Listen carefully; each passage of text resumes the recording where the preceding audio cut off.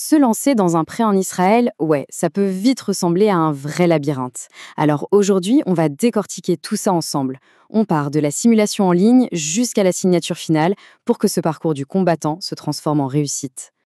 Alors si cette question fait écho, il faut savoir une chose. Le parcours est souvent semé d'embûches. Et on va voir tout de suite pourquoi. Le truc, c'est que le système bancaire israélien, eh bien, il a ses propres règles du jeu.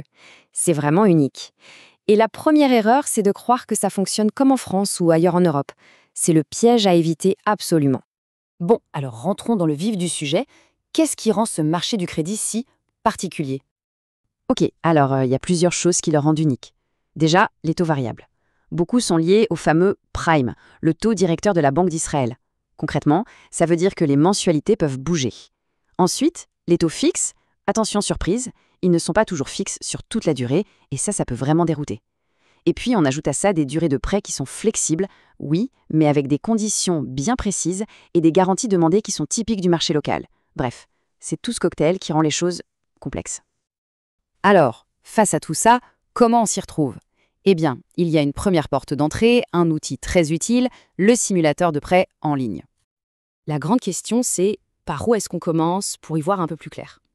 Ce simulateur, c'est vraiment un super point de départ. En quelques clics, on a une première idée de sa capacité d'endettement. Il permet de voir les types de taux qui existent, d'avoir une estimation des frais de la banque et même des assurances obligatoires. C'est vraiment la base pour commencer à bâtir un projet solide et surtout pour éviter les mauvaises surprises plus tard. Ok, ça, c'est pour le début. Mais attention, le simulateur, c'est juste le premier pas. L'aventure ne fait que commencer. Ce qu'il faut vraiment garder en tête, c'est que les chiffres du simulateur, ce ne sont qu'une estimation. Ça ne prend pas en compte le profil personnel, la marge de négociation ou les petites lignes propres à chaque banque. C'est une bonne boussole, oui, mais ce n'est pas encore la carte au trésor.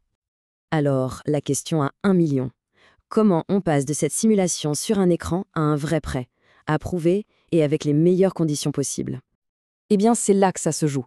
C'est à ce moment précis que l'aide d'un expert devient plus qu'utile, elle devient souvent indispensable si on veut vraiment optimiser son prêt. Voilà, l'expert entre en scène. Son job, c'est de démêler tout ça, de traduire le jargon bancaire, de connaître les bonnes personnes et surtout de maîtriser les règles du jeu qu'on ne trouve dans aucun manuel. Et les avantages d'un tel partenaire, ils sont énormes. D'abord, il connaît le système sur le bout des doigts, donc il anticipe ce que les banques vont demander. Ensuite, il a des contacts, des relations privilégiées qui peuvent vraiment ouvrir des portes et rendre la négo beaucoup plus simple. L'expertise bilingue, c'est crucial pour éviter les quiproquos, et si en plus on intègre une stratégie fiscale là-dedans, alors là, l'optimisation est complète. Et j'insiste sur ce point, le support multilingue, c'est fondamental. Pouvoir faire toutes les démarches en français, en hébreu, en anglais, ça change tout. Ça garantit que rien ne se perd dans la traduction. Et franchement, quand on jongle avec des documents financiers et juridiques, c'est une sécurité qui n'a pas de prix. Ok, donc pour être très concret, comment un expert fait pour transformer cette simulation de départ en un vrai prêt, bien ficelé et réussi? En fait, c'est un processus très structuré. D'abord, on analyse la simulation en détail pour bâtir une vraie stratégie. Puis, on identifie les banques qui collent le mieux au projet. La clé, ensuite, c'est de monter un dossier en béton, un dossier qui va permettre de négocier les meilleures conditions. Et l'accompagnement ne s'arrête pas là. Il va jusqu'au déblocage final des fonds. Le labyrinthe se transforme en une autoroute. Et toute cette approche, elle repose sur une idée toute simple mais essentielle. La réussite du projet, c'est la seule et unique priorité. C'est vraiment ça, l'ADN d'un service qui place les intérêts du client au cœur de tout. Et on va finir avec une pensée. Et si toute cette complexité du système financier, au lieu d'être un mur, devenait en fait un avantage? Parce qu'au fond, avec le bon accompagnement, un défi, ça peut vraiment se transformer en une magnifique opportunité.